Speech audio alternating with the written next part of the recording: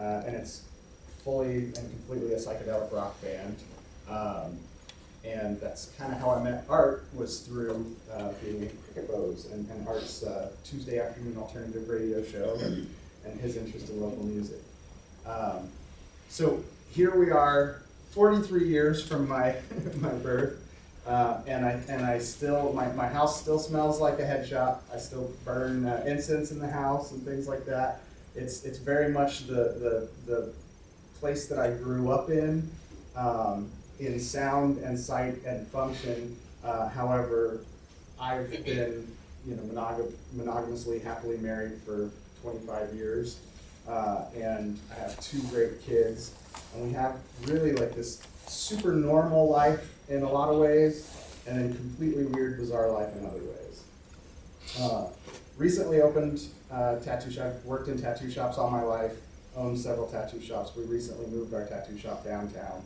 And I've got an amazing group of people that work with me there, and we've sort of handpicked those people based on similar things. We want people that are not afraid to express themselves, that aren't afraid to be themselves and show themselves, but that are not out there doing it in a way that is negative. So everybody that works for us is a very positive part of their community, and I've pulled artists from different aspects of the community. Like we've got the punk rock girl that tattoos for us, Rachel, and Katie's like the mountain climber girl that tattoos for us, and she's an amazing woman. We've got Jared Springer. He's the techie guy that's always building robots and weird stuff like that tattoos for us. A huge group of people that all come from very different walks of life and all have something to give back to their community. So that's pretty much where I've landed in my path, is that I want to bring to people the possibility that you can absolutely be yourself. You don't have to dress like everybody else. You don't have to behave in any sort of predestined or I've lost my words. You don't have to behave how you're expected to behave by anybody else but yourself. You need to come from a real place, but always be respectful of your surroundings and who you're around and what you're about. So that's kind of my story. As far as psychedelic rock goes, I know you guys have been talking about psychedelic rock. For me, my first exposure to psychedelic rock, my mom liked the Monkees, and the Monkees was a TV show band in the 60s that they reunite every 10 years and do a tour, so they're still out there playing. They had they were totally a put together band, like a boy band, like the Backstreet Boys or NSYNC or whatever at that time. But they had these amazing songwriters that wrote for them that were like the best songwriters in music at the time. And they had these musicians that played on their albums that were the best studio musicians in music at the time. And they were given the opportunity to experiment because they had to turn out 2 singles a week. They had a TV show that came out every single week. Every TV show had to produce 2 singles. Those singles were destined to be hit singles because they were coming out of a TV show, but also because of the musicians and writers that were behind them.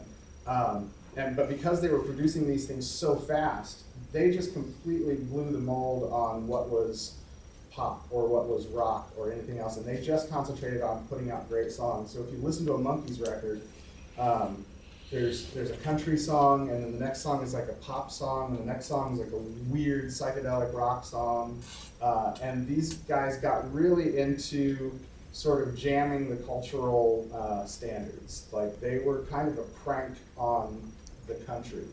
They came into everybody's living room at 7 p.m. every Sunday night and did crazy stuff and had long hair on TV when nobody else was doing that. So my mom loved them.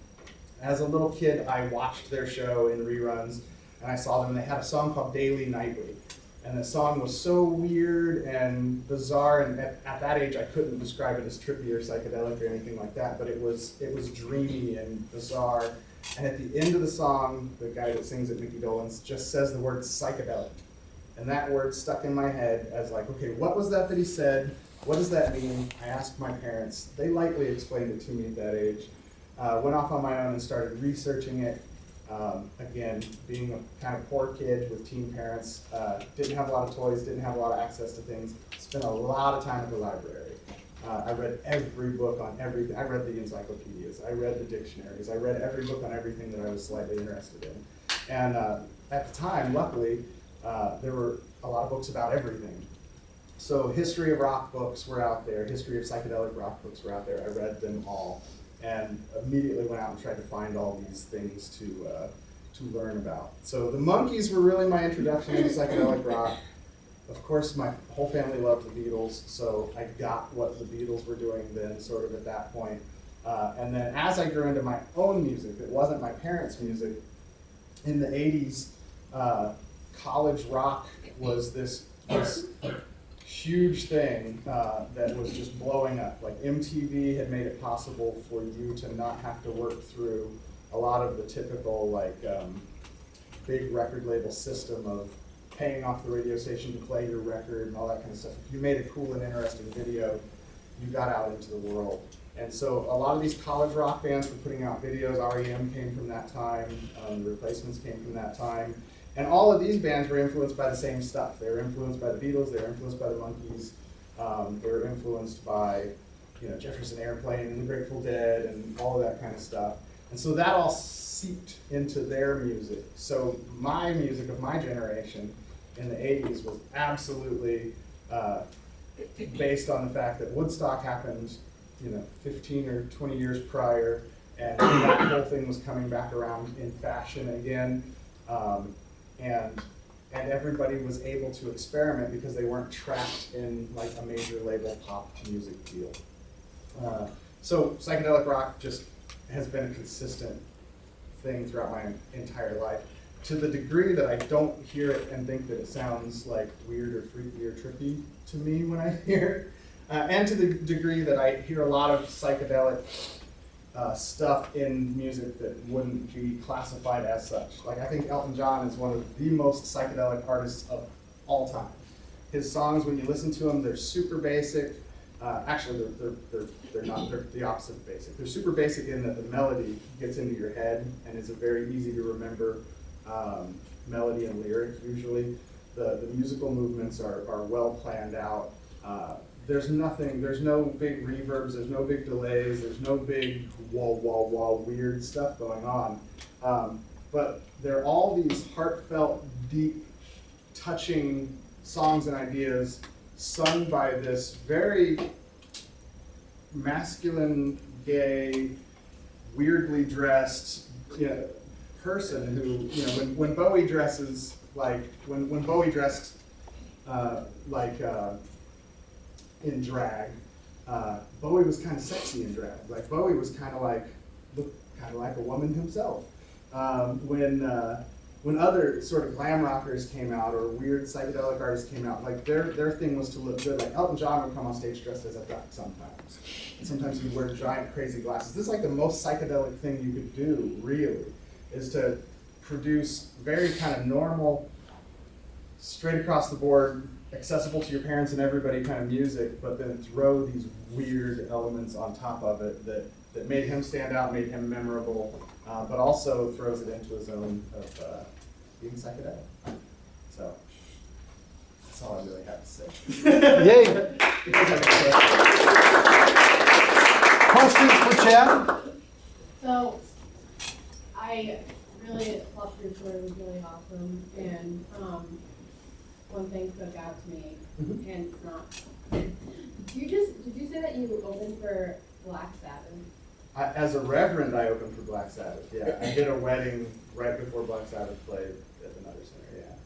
Yeah, it was pretty amazing. The bummer part of that episode was that we weren't able to meet the band. We were supposed to get to meet the band, but Sharon Osbourne had called and said that Ozzy wasn't feeling well, and there would be no one allowed backstage to meet the band, but they would sign whatever they wanted and send it out. So yeah, that was a weird situation. I showed up, so I got a call. I had opened my first tattoo shop in 1998. I got a call from the radio people at WTUE, and they were doing a promotion. They were calling the Black Wedding. And They were just looking for something to add to the prize package. They had, a jeweler had donated the rings for the bride and the groom. A tux company and a bridal company had donated the clothing. Somebody had donated the limousine. But everything was pretty standard. It was all just wedding stuff. They wanted to make it more of a rock and roll wedding. So they had come up with the concept of giving away a tattoo to the bride and groom. I think at the time, Tommy Lee from Motley Crue and Pam Anderson had got married, and they got like their wedding rings tattooed on. So they had that idea in mind. And when they called me, I kind of look for opportunities in everything, and I kind of always look for different angles of looking at things. So when they called asking if I would give tattoos as part of this, and I would get free advertising, I said, of course I will. And then it just hit me, I had just become a reverend, and I hadn't done any weddings or anything like that yet. I said, well, who's doing the ceremony? And they didn't know yet. They said, well, we're thinking about hiring a little person or an Elvis impersonator that can do weddings to do the wedding. I said, well, why don't you have me do it? I'm an ordained reverend and a tattoo artist. I look like this. I can do this for you. They loved it. They were over them. I think I got a year of free advertising out of this deal, just by finding what was missing from their plan and offering a solution.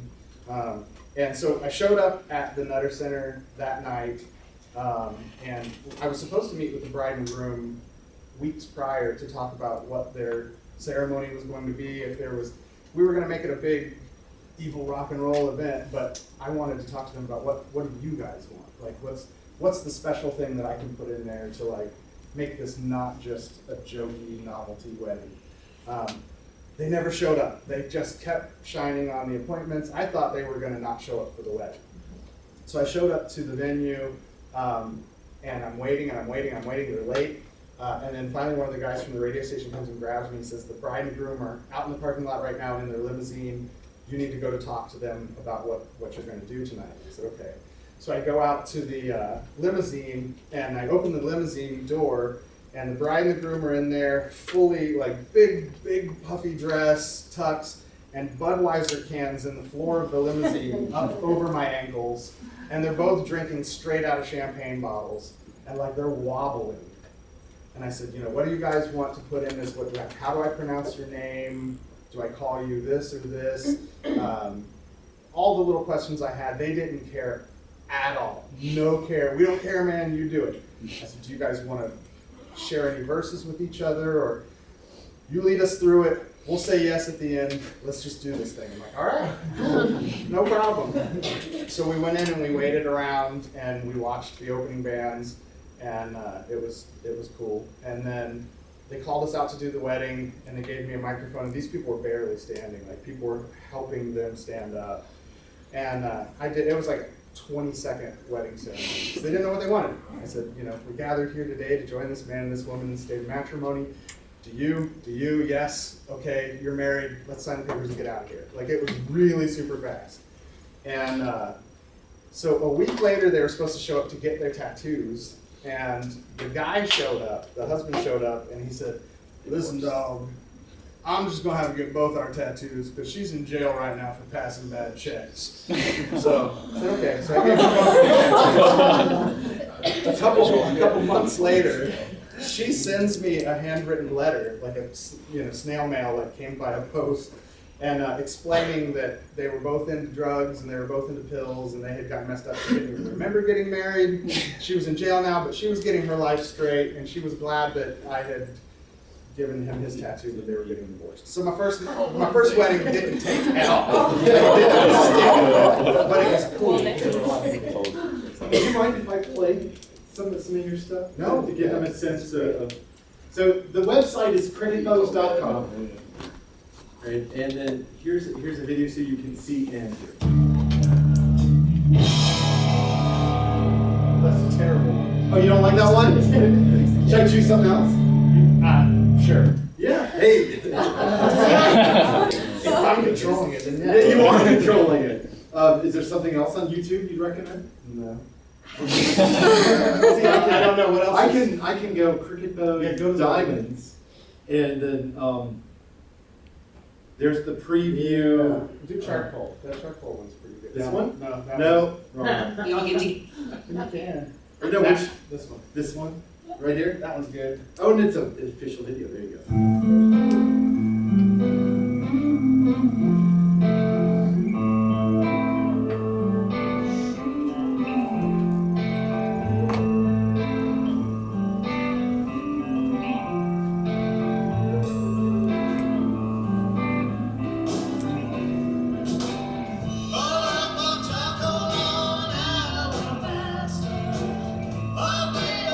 I feel like I should be doing a play-by-play. This is what we.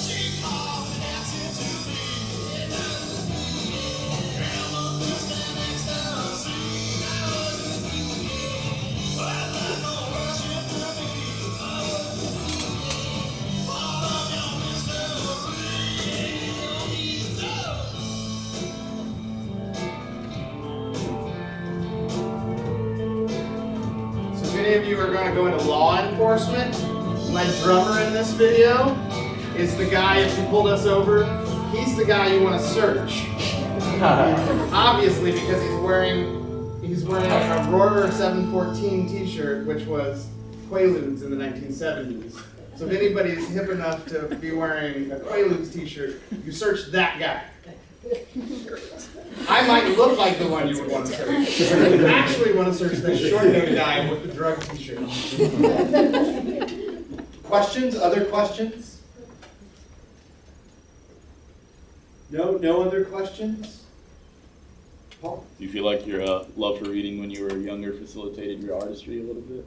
What's that? Do you feel like your love for reading, like when you were younger, Oh, you absolutely, absolutely. The reading gave me access to everything. I mean, in the way that the internet gives you access now, and ultimately that's what you're doing with the internet is reading it as well. Anything that I wanted to know about, I found it at my local public library. It was from classic art, like studying. I studied the master oil painters, Rembrandt and all of that as a kid, right alongside Salvador Dali and Peter Max pop art stuff, and music too, all of the great, all kinds of great books about music. But then other stuff too has completely influenced, in my lyrics there's philosophy and religion and politics and all these other things that I totally picked up from reading books at the library. Sometimes totally based on a cover. Like I would just walk through the library and just read spines and pull stuff out and look at it and then go and sit down and spend the day with that book. So yeah, absolutely. So, reading is huge. Other questions? No? Yeah. What is your goal in the future or dreams? My goal for the future, or my dreams for the future, I just want to be able to seize every opportunity that's out there that's available to me. And so I'm kind of always constantly in a state of sort of organic, liquid state, trying to just feel out what's out there and what's available. I graduated high school, dropped out of art school after a month, never did any more school beyond that, but now I own a business that employs 7 or 8 employees, and I make a lot of money off of those employees. And that's completely been from being open to the possibilities of what's around. The potential of the world is very interesting to me. There's a lot of potential in the world if you're open to talk to people, that are different than yourself. When I stuck with the people that just looked the most like me and behaved the most like me, I stayed at that plateau. When I talked to people that were successful business people and became friends with those people, then my sort of level in life, financially at least, and comfort-wise raised. And so for the future, I'm almost 45 now. I'm kind of looking forward to eventual relaxing and retiring and all of that kind of stuff, but I don't think I can. Like I don't think that's ever in my plan. Our tattoo shop, we're getting ready to open more tattoo shops. We're getting ready to open a tattoo supply business that we're partnering in with somebody else on. We're getting ready to open a brewery and music venue. I just stay open to possibilities. So my dream is that just those possibilities keep coming. Other questions? Do you have a favorite psychedelic band? Oh, do I have a favorite psychedelic band? Well, you should probably know that, if anything. I don't know if I do. So part of the psychedelic conversation is psychedelic music can absolutely exist as like a great art form, whether you've ever done psychedelics or not, because the psychedelic psychedelic means mind manifesting. So it's basically we're creating these sort of fictional dream states within music. Instead of it being straightforward, just guitar and vocals, it's something more, it's something bigger. If you ever have had the psychedelic experience, chemically, everything's psychedelic after that. Like old hillbilly banjo music is like really psychedelic to me because I've had those experiences. Again, you don't need to go out and have those experiences to enjoy psychedelic rock, but I think everything becomes psychedelic rock to me, or psychedelic music in some fashion or another. As far as bands that are considered psychedelic, like if you looked up psychedelic rock bands in the psychedelic dictionary, obviously I think the Beatles are huge. Obviously the Grateful Dead are huge. They're not really that psychedelic. They're kind of a country rock band. I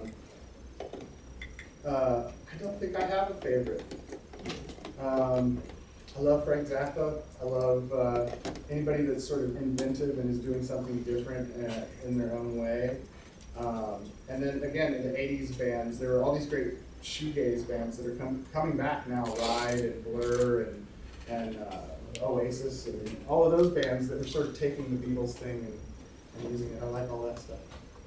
Jackie, you get the last question. Yeah, I was just, when you were listing off bands, I was wondering if Pink Floyd was one of your. Pink Floyd is huge for me. I haven't been an enormous fan of Pink Floyd for many years. Like I don't currently listen to them on purpose. But I think it's because I spent so much time listening to them as a kid. They were absolutely one of the formative bands and there was so much great story attached. So with a lot of bands, you hear their music and that's all you get. But then there are certain bands that Pink Floyd, the Beatles, Led Zeppelin, that the story is well documented enough that you have that now to go with.